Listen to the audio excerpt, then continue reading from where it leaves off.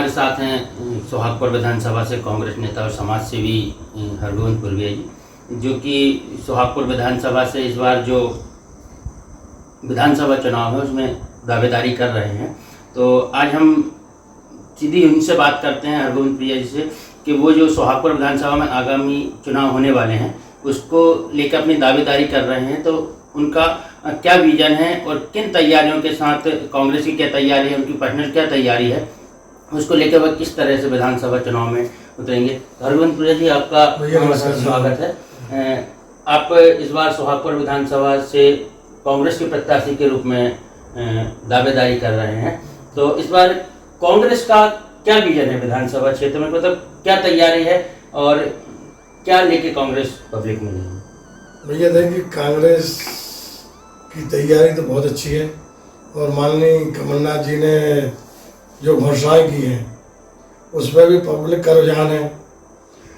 दूसरा, मैं भी गांव-गांव गया, मैंने भी वहां देखा तो पब्लिक का तो बहुत रुझान है, इस बार कांग्रेस आना चाहिए।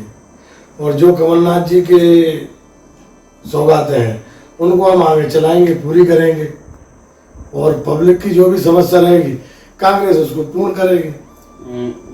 कांग्रेस में और भी दावेदार हैं जो अपनी दावेदारी विधानसभा चुनाव के लिए कर रहे हैं। आप भी इस बार पहली बार सोहागपुर विधानसभा से दावेदार के रूप में अपनी दावेदारी हाईकमान तक अपनी बात पहुंचा चुके हैं।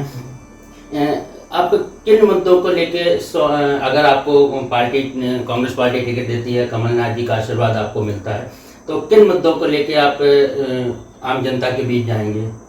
अब अपने को यदि माननीय कमलनाथ जी की आशीर्वाद मिलता है और टिकट मिलती है तो पहला मुद्दा तो अपना पूरा क्षेत्र कृषि है, तो अपन कृषि पर ध्यान देंगे। टाइम से खाद मिले, बीज मिले, बिजली टाइम पे मिले और जो बेरोजगारी है उसको टाइम से अपन नए युवाओं को रोजगार दिला सकें या आसपास कोई ऐसा कारखाना खुल जाए तो उसमें अपन उनको रोजगार करें। गाँव घूम रही हैं, मेन उद्देश्य कांग्रेस का, हमारे माननीय कमलनाथ जी का संकल्प है सबसे पहले गौशाला का और गौओं का पूरी व्यवस्था करेंगे और इसमें हम लोग भी सहमत हैं। पिछले हम देखते हैं सोहागपुर विधानसभा में पिछले 20 वर्षों से भाजपा के विधायक यहाँ रहे हैं। उनकी क्या कमियां हैं जो आप पूरी करना चाहेंगे? अगर आपको पब्लिक आशीर्वाद देती है और आप यहाँ से विधायक चुने जाते हैं तो आपका क्या विजन रहेगा कि आप यहाँ की जनता को वो दे सकें जो भाजपा के पिछले 20 साल से जो विधायक रहे हैं, 20 साल से जो भाजपा के 2 विधायक रहे हैं वो नहीं दे पाए? अब वो तो जनता को भी मालूम है, आप लोगों को मालूम है। अभी 20 साल में जो भी विधायक रहे हुए हैं, ना तो सोहागपुर में बाबई में कोई ऐसी स्वास्थ्य की व्यवस्था की जिससे अपने को होशंगाबाद न जाना पड़े। यदि जरा भी एक्सीडेंट होता है या जरा भी डिलीवरी केस आता है या जरा भी मूवमेंट का केस आता है उसको होशंगाबाद रेफर करना पड़ता है। अच्छा, शिक्षा में भी आप देख रहे हो तो शिक्षा की भी अपन ना तो कोई कॉलेज ला पाए अभी तक, ना ऐसी कोई शिक्षा में इतना सुधार कर पाए तो गांव-गांव से जो बच्चे आ रहे हैं उनको अपन कोई अच्छी सुविधा दे सके। तो हमारा माननीय कमलनाथ जी की सरकार में पूरी प्लानिंग रहेगी, पूरा फोकस रहेगा का शिक्षा में सुधार करें और हॉस्पिटल में सुधार करें जिससे लोकल लोगों के लिए यही सुविधा मिल जाए। जो गरीब तबके के लोग वो होशंगाबाद नहीं पहुंच पाते, वो कई की तो अपन ने देखा है यहीं की यहीं मृत्यु हो जाती है। यहाँ पोस्टमार्टम के लिए भी डॉक्टर आते हैं 4 घंटे बाद, 5 घंटे बाद। पोस्टमार्टम की उतनी अच्छी व्यवस्था नहीं है सोहागपुर, आपने भी देखा होगा।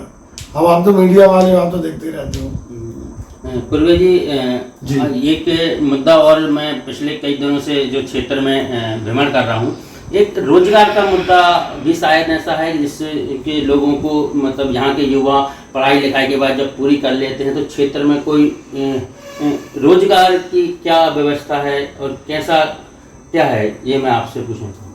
अब माननीय कमलनाथ जी की सरकार आती है तो हम प्रयास ये करेंगे अपनी विधानसभा में कोई ऐसा रोजगार डलवाएंगे या प्रयास करेंगे जिससे 1000, 2000, 5000 रोजगारों को यही लोकल रोजगार मिले। अभी भोपाल, बम्बई, दिल्ली, मद्रास इधर उधर जाते हैं तो वहाँ नहीं जाके यहीं कहीं अपने को रोजगार में। आपका कहना है कि ये सोहागपुर क्षेत्र में कोई ऐसी रोजगार की व्यवस्था नहीं है कि युवा यहाँ रोजगार ले सकें, छोटे उद्योग नहीं है, कोई बड़ा उद्योग नहीं है। अगर आप जनता का आशीर्वाद आपको और कमलनाथ जी को मिलता है तो आप यहाँ एक अच्छा उद्योग या छोटे छोटे उद्योग जो छोटे सही बात तो आप लाना चाहेंगे।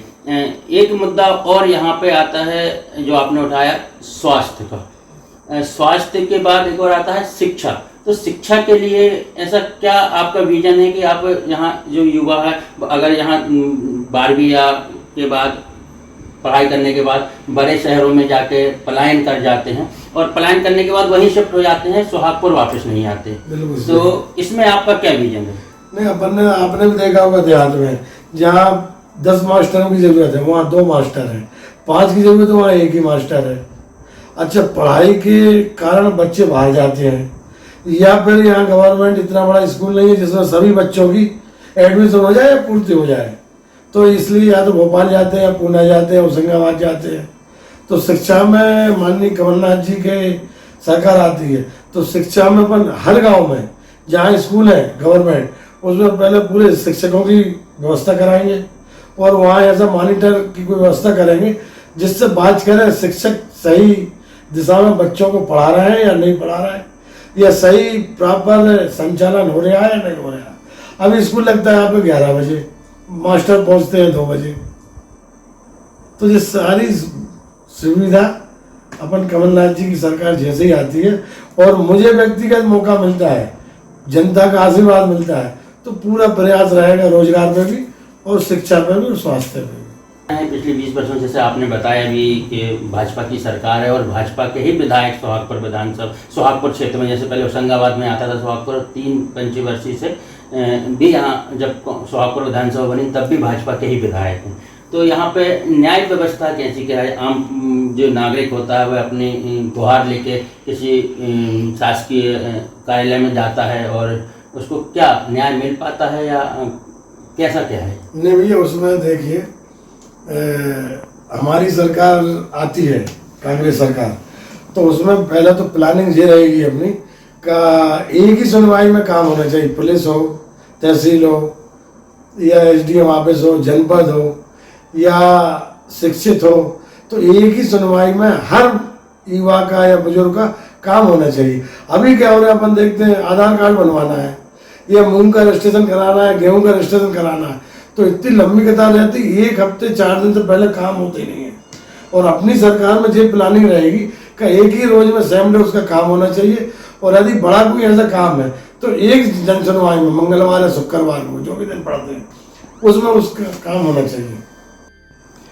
अरुण प्रिया जी, एक सवाल और जहन में आता है, जैसे सोहागपुर विधानसभा में एक मुद्दा जो जिला अध्यक्ष पुष्पराज पटेल जी भी हमेशा उठाते रहे हैं, अवैध उत्खनन हुआ, जो अवैध कहते हुए गांव-गांव शराब बिकना या फिर क्या कहते हैं कि जो जुआ सट्टे की जो खबरें आती रहती हैं, इसको लेके आपका क्या कहना है?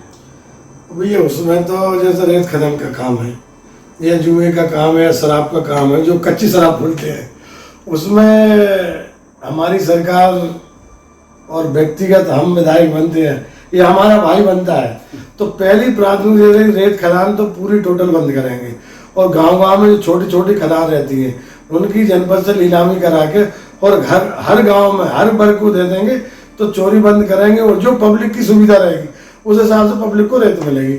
अभी ब्लैक में मिलती है 5,000 ट्राली, 7,000 ट्राली, 6,000 ट्राली, तो वो भी हम खत्म करेंगे। रही बात दारू की, जो कच्ची दारू बिक रही है गाँव-गाँव में, उसमें नए उम्र के लड़के बहुत ही इधर उधर हो रहे हैं, तो उनको भी सलाह देंगे, सुझाव देंगे और प्रशासन का भी सपोर्ट लेंगे, तो गांव-गांव में दारू भी बंद कराएंगे हम।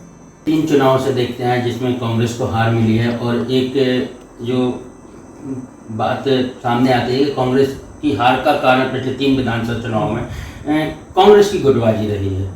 एक पक्ष को एक किसी दावेदार को टिकट मिलती है तो बाकी के जो दावेदार होते हैं उनके विरोध में खड़े होते हैं और इसका फायदा भाजपा ले जाती है। तो क्या इस बार भी ऐसा कुछ आपको प्रतीत होता है, जैसे कि अगर किसी को टिकट मिलती है तो बाकी के जो दावेदार हैं, जो कांग्रेस से दावेदारी कर रहे हैं, वो उस प्रत्याशी का विरोध करेंगे या कुछ और माहौल है? नहीं, ऐसा तो कुछ नहीं है। विधानसभा में जो मैं देखते आ रहा हूँ, ना तो कोई गुटबाजी है, ना हम गुटबाजी होने दे रहे। लोकल प्रत्याशी किसी को भी कैंडिडेट को टिकट मिल जाएगी, सभी लोग मिलकर साथ काम करेंगे और ऐसा तो कुछ भी नहीं है। गुटबाजी का ऐसा कहीं भी कुछ भी नहीं है, ना गुटबाजी होने देंगे ना भी है। सभी लोग साथ आते जाते, टिकट सभी मांग रहे हैं, जिसको पार्टी मौका देगी उसके साथ सभी लोग रहेंगे, तन मन धन से सभी प्रकार से रहेंगे। इस बार आप सोहागपुर विधानसभा में दावेदारी कर रहे हैं, तो आपके द्वारा क्षेत्र की जनता के लिए अभी तक क्या किया गया है कि क्षेत्र की जनता आपको आशीर्वाद दे और यहाँ से आपको प्रतिनिधि चुने? देखिए, एक तो मैं क्षेत्र का निजी मूल निवासी हूँ, लोकल हूँ कहना चाहिए, और क्षेत्र में आए दिन जो भी धार्मिक कार्य होते हैं उसमें हमारा सहयोग रहता है, बढ़ चढ़ के हम जाते हैं। खेल कूद में हमारा रहता है, सांस्कृतिक कार्यक्रम हमारा रहता है। अभी कोरोना काल में 2 बार में हमने जो भी हमसे स्वास्थ्य में मदद बनी वो हमने मदद की, बढ़ चढ़ के मशीनें दी हैं, मरीजों को लाना ले जाना, सहयोग करना। अभी मैंने खुद ने 3 बार परिक्रमा की नर्मदा जी की। अभी भागवत कराई 2007 से कराते आ रहे हैं। अभी पिछले फरवरी में मैंने कार्यक्रम किया था अपने यही ग्राम में करणपुर में, 1.25 करोड़ शिवलिंग का, बहुत अच्छा कार्यक्रम था। और जब भी जैसा समय आता है, सम्मेलन है बच्चियों का, आदिवासी बच्चियों का सम्मेलन है, या गांव में या कोई गरीब तबके की फीस देना है या कोचिंग की फीस देना है, वो मैं समय समय पर सहयोग करते रहता हूँ। इस हिसाब से मेरे को जनता भी थोड़ी सी समझती है, जानती है, और जनता का सहयोग भी मिला। पूर्वी जी, विजय शंकर शर्मा जी के कांग्रेस में आने से कांग्रेस को एक नई एनर्जी मिली है। क्या आप इसको किस नज़रिए से देखते हैं कि उनके कांग्रेस में आने से कांग्रेस मजबूत हुई है और कांग्रेस जो प्रदर्शन करती थी और अच्छा प्रदर्शन करेगी विधानसभा चुनाव? नहीं भैया, देखिए जो नर्मदापुरम में जो 4 सीट है, मजबूत तो पहले से थी, लेकिन माननीय शर्मा जी के आने से थोड़ी सी और मजबूत हो गई है। और शर्मा जी जो क्षेत्र के जाने माना नाम है और बड़ी फैमिली है, बड़ा परिवार है, धार्मिक लोग हैं, तो कहीं ना कहीं कांग्रेस को उनसे राहत तो मिलेगी। इस बार मध्य प्रदेश में आप क्या देखते हैं, कांग्रेस कितनी सीटों के साथ जीत हासिल करेगी और क्या परिणाम रहेंगे विधानसभा चुनाव के? उसमें कमलनाथ जी ने इतनी प्लानिंग और इतनी उससे बारीकी से कर रहा है माननीय राजा साहब, कि कम से कम अपनी 150 सीटें आएंगी। और मान लो 1-2 हज़ार होती है, उससे अब कोई फर्क पड़ना नहीं है। मतलब आप जो कहना चाहते हैं कि पिछली बार जो सिंधिया जी के पार्टी छोड़ने से सरकार गिर गई थी, तो इस बार इतनी सीटें लेके आएंगे कि ऐसा कोई वो नहीं होगा कि सरकार गिर जाए। मतलब इस बार आपकी सरकार पूरे 5 सालों जनता की सेवा करेगी। नहीं, देखिए, सरकार तो अपनी कांग्रेस की बनी हुई थी, वो तो बीच में सरकार की चोरी हो गई है। कमलनाथ जी ने सरकार तो बहुत अच्छी बनाई और सभी जगह सब ठीक रहा, लेकिन कुछ विधायक जो विश्वास पात्र नहीं, तो वो पार्टी छोड़ के चले गए। अब कमलनाथ जी किसी पे भरोसा नहीं करेंगे, जो ठोस कैंडिडेट रहेगा, विश्वास पात्र रहेगा, उसी को टिकट देंगे और उसी को चुनाव लड़ाएंगे। हमारे साथ थे सोहागपुर विधानसभा क्षेत्र से कांग्रेस नेता हरगोविंद पुरविया जी, जो एक समाज सेवी हैं, जो क्षेत्र में लगातार समाज सेवा का कार्य करते आए हैं। और उनसे हमने जाना कि किस तरह से वह इस बार सोहागपुर विधानसभा से दावेदारी कर रहे हैं, उनका विजन क्या है और क्या लेके वो विधानसभा चुनाव में जाएंगे। तो देखते रहिए, हमारे साथ बने रहिए अगले एपिसोड।